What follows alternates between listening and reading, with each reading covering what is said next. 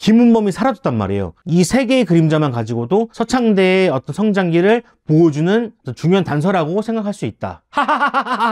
안녕하십니까, 고태일입니다. 오늘 리뷰해볼 영화는 킹메이커 되겠습니다. 스포일러 있습니다. 주의 부탁드릴게요. 여러분 새해 복 많이 받으시고요. 구독과 좋아요 꼭 부탁드리겠습니다. 꼭이요. 자, 그러면 리뷰해보기 전에 짧은 감상, 후기 한번 이야기해보는 시간을 가져보도록 하겠습니다. 실화를 다루고 있죠. 1960년대에서 1970년대의 선거판을 그리고 있습니다. 영화를 보시면 다들 아시겠지만 김대중 대통령님과 마타도어의 귀재 엄창록 씨의 이야기를 다루고 있는 영화입니다. 저는 어떻게 봤냐면요, 재밌게 봤습니다. 잘 만들어진 영화라고 생각도 하고요. 제가 리뷰할 때 장단점을 나눠서 이야기를 하잖아요. 어떤 영화든 간에 장단점은 있기 마련이라고 생각을 합니다. 그런데 이 영화는 장점이 많은 영화이기도 하지만 단점도 많이 없는 영화이기도 했어요. 영화가 막힘없이 술술 진행이 잘 됐던 것 같고요. 몇몇 가지 단점들이 있지만 크게 신경 쓰이지 않는 수준에 있어서 어떤 변성인 감독님의 능력을 또 볼 수 있었던 영화가 아니었나 생각을 해봅니다. 여러분들 설날에 요 영화 보시면 되게 좋을 것 같아요. 또 시기도 적절하잖아요. 너무 뻔한 어떤 느낌이 들긴 하지만 그래도 지금 대선을 앞두고 있기 때문에 또 그것과 또 맞물려서 보면은 또 재밌다라는 생각이 또 드실 수 있을 것 같아요. 자, 그러면은 좋았던 점 한번 이야기해 보도록 하겠습니다. 자, 첫 번째, 연결입니다. 앞서서 얘기했던 것처럼 막힘없이 진행되었다는 부분이 있었잖아요. 이 영화가 연결과 연결이 굉장히 좋더라고요. 그러니까 컷 사이를 연결하는 그 지점, 굉장히 자연스럽게 유머스럽게 넘긴다는 점이에요. 그래서 되게 인상 깊었는데, 예를 들 수 있는 장면이 두 장면 정도 있는 것 같은데요. 첫 번째는 오프닝 때 아마 김은범이 이야기했던 것 같은데, 김은범이 서창대에게 당신은 약방을 합니까? 약방을 하고 있습니까? 라고 물어봤던 것 같아요. 그랬더니 서창대가 약방은 안 하고요 라고 했다가 다시 돌려서 얘기하거든요. 서창대가 사실 저는 하면서 킹메이커가 딱 뜬단 말이에요. 제목이 딱 떠요. 그러면서 연결이 확 되죠. 제목도 이야기할 수 있고 자신이 킹메이커다라는 것도 이야기할 수 있는 그런 지점을 만들어냈던 것 같아요. 이런 흐름 자체가 굉장히 임팩트 있게 다가오더라고요. 되게 좋았던 것 같고, 두 번째는 제가 기억이 잘 안 났는데 어떤 사람들이 막 소곤소곤 돼요. 정치인들 얘기를 하는데 막 비아냥되는 거죠. 그 사람들이 누군데? 라고 누가 물어보니까 갑자기 화면이 딱 바뀌면서 정치인들이 쫙 하면서 이제 등장하는 씬이 있거든요. 그러니까 그 나쁜 짓을 하는 애들이 정치인이다, 이거를 바로 연결하는 또 지점이 있더라고요. 이런 유머러스한 감각들이 있다는 거죠. 장면 하나하나를 허투루 넘기지 않고 뭔가 메시지 있게 재밌게 넘긴다는 점에서 이 감독의 연출력을 확인할 수 있었다. 자, 두 번째는 조명입니다. 영화에서 나왔던 것처럼 빛과 그림자를 이야기하고 있어요. 그런 만큼 이 빛과 그림자에 대해서 굉장히 신경을 쓰고 있는 모습이 보여지는데요. 특히 조명 부분에서 세 단계로 나눌 수 있을 것 같습니다. 초반부, 중반부, 후반부. 조명이 다 다르게 표현을 하더라고요. 자, 첫 번째, 이 도입부에서 나왔던 조명, 김은범과 서창대가 1대1로 대화하는 씬이 나와요. 어딘가에 앉아가지고 사무실이었나?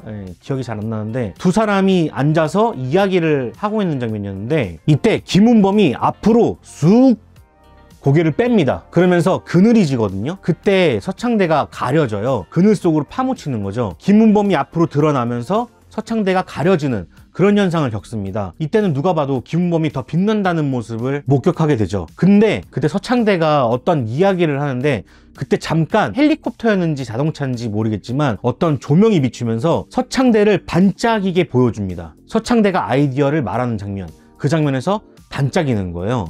요런 장면들, 이 빛과 그림자를 제대로 역할을 나누면서도 그 안에서 그림자가 활약할 때는 또 빛을 발하는 그런 모습을 보여주거든요.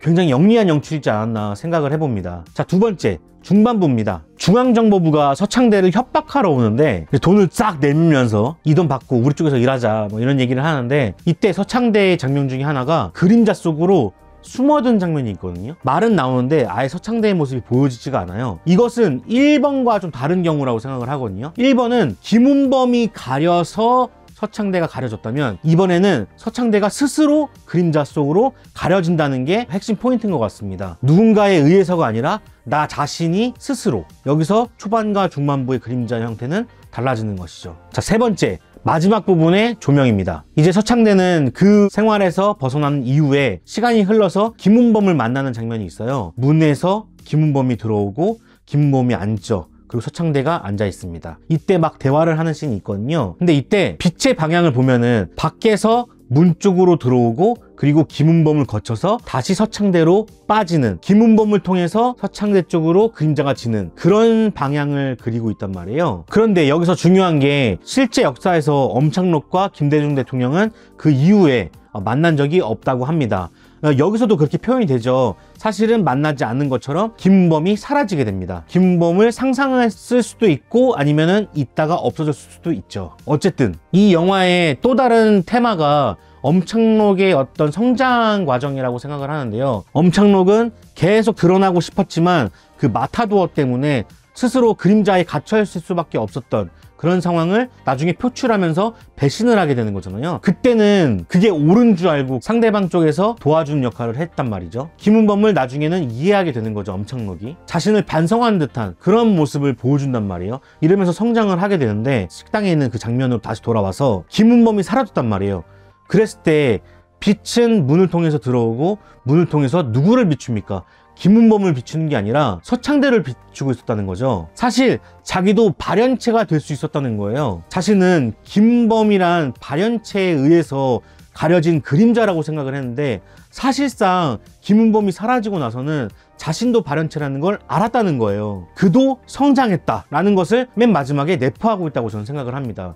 그래서 이 세 개의 그림자만 가지고도 서창대의 어떤 성장기를 보여주는 중요한 단서라고 생각할 수 있다. 한국에서는 보기 힘든 조명으로 만든 장치였던 것 같아요. 자, 세 번째. 대의입니다. 영화를 보면은 처음에 알을 훔쳐간 이야기를 한단 말이죠. 근데 이것이 맨 마지막에도 나오면서 김은범에게 물어보죠. 방금 조명이 얘기했던 그 부분. 이것이 일단 수미상관 구조로 그려지고 있어요. 재밌는 부분이라고 생각을 하고 이 맨 마지막 장면에서 김은범의 대의를 제대로 보여주는 그런 구간이라고 저는 생각을 하는데요. 영화를 보면서도 우리가 과연 대의는 무엇일까? 저쪽에서도 이야기하는 것이 대의고 이쪽에서 이야기하는 것이 또 대의인데 어떤 대의가 맞는 것일까? 이런 어떤 질문들을 스스로 하게 된단 말이죠. 근데 닭장에서 알을 빼간 이 얘기는 굉장히 적절한 예시로 저는 보였고요. 그것이 잘 활용되었다고 저는 생각을 합니다. 이것이 실제로 김대중 대통령이 실현하고자 했던 대의가 맞는지는 모르겠지만 그것이 아니었다고 하더라도 저는 그런 코드들이 감동이 있었다 라고 생각을 합니다. 그래서 아직도 바뀌지 않은 정치 형태들 그런 것들을 좀 더 지켜봐야겠다 라는 또 동기부여를 갖게 해준 그런 부분이 아니었나 생각을 해봅니다. 하면서 이제 등장하는 씬이 있거든요. 자, 그러면은 아쉬운 점 한번 이야기해 보도록 하겠습니다. 아쉬운 점 사실 별로 없었거든요. 억지로 하나 끄집어내자면 동기부여가 많이 부족했다고 저는 생각이 들어요. 아무래도 김은범의 역사가 시작되는 구간이 연설하는 장면이었잖아요. 그 앞에서 어떤 대의를 갖추려고 했는지 어떤 생활을 거쳐왔는지 이런 것들이 보여지지 않는단 말이죠. 서창대도 마찬가지입니다. 서창대도 어떤 역사를 겪어오면서 어떤 과정을 겪어오면서 이렇게 마타도어의 규제가 됐는지 이런 것들을 바치는 이야기가 없다 보니까 좀 설득력이 조금 떨어지지 않았을까 생각을 해봅니다. 그러면 또 이런 얘기를 하시는 분들이 계실 수 있을 것 같아요. 아니 그 사람은 김대중이고 아니 이 사람은 엄창록이잖아. 그거 알고 보면 되는 거 아니야? 근데 그렇게 말하기에는 이름을 바꿨잖아요. 김대중이라는 인물을 설경구 씨가 연기한 게 아니라 김은범이라는 캐릭터를 설경구 씨가 연기했기 때문에 이 사람이 김대중이다 라고 이야기하기는 굉장히 어렵죠. 그러니까 빠져나갈 구멍을 변창현 감독님이 만든 거예요. 그렇다 보니까 김대중과 김은범 이 두 사람을 걸친 인물을 설경구 씨가 연기했다라고 보시면 되겠죠. 그러다 보니까 뭔가 앞에 받쳐주는 것들을 조금씩은 만들었어야 되지 않나 이런 생각이 들기도 하고요. 더 좋았지 않았을까 억지로 생각을 해봅니다. 네, 일로 와. 앉아.